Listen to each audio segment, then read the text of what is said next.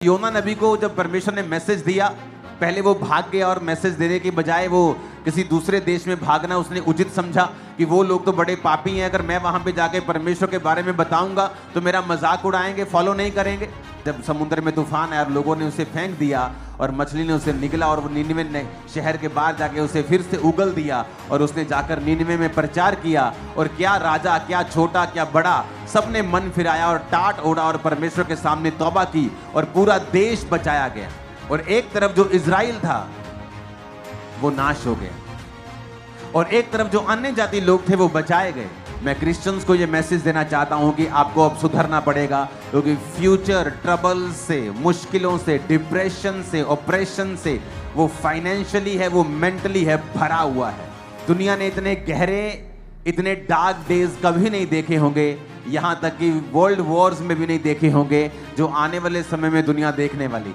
और परमेश्वर ने इसीलिए आप पर जाहिर किया है, वो इसलिए आपको नहीं बता रहा कि वो आपको दुखी देखना चाहता है, वो या आपको वो मारना चाहता है या वो आपको डराना चाहता है। नहीं, जब परमेश्वर ने मुझे दर्शन दिया प्लेन के बारे में मेरी वाइफ को, तो इसका मतलब ये नहीं था कि वो हमें डराना चाहता है या हमें नुकसान देना चाहता है। इसका मतलब ये था कि परमेश्वर हमें अलर्ट कर रहा था कि फ्यूचर में ये चीजें शैतान करना चाहता है, तुम्हें उसके लिए तैयार रहना है।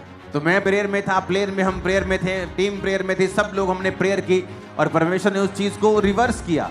आपने कितनी बार ऐसा सुना है अपनी लाइफ में कि आप प्लेन की बोर्डिंग कर रहे हो और बोर्डिंग करने से आपको रोक दिया जाए और अनाउंसमेंट हो जाए कि कैप्टन ने थ्रस्ट में प्रॉब्लम को फेस किया है, इसलिए आपकी बोर्डिंग नहीं हो सकती।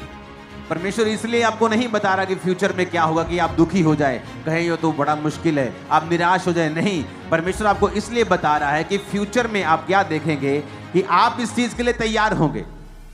आज देखो अन्य जाति लोग तौबा करी जा रहे हैं, वो योना के प्रचार को सुनते हैं और परमेश्वर पे यकीन करते हैं और वो तौबा कर रहे, बची जा रहे हैं, परमेश्वर को ब्लेस कर रहे हैं। लेकिन जो क्रिश्चियन लोग हैं, मुझे लगता है परमेश्वर साडा है, पादरी भी साडा है, रब भी साडा है, बिशप भी साडा है, सानू रब ने की कह लेना, यही तो क्रिश्चियन है।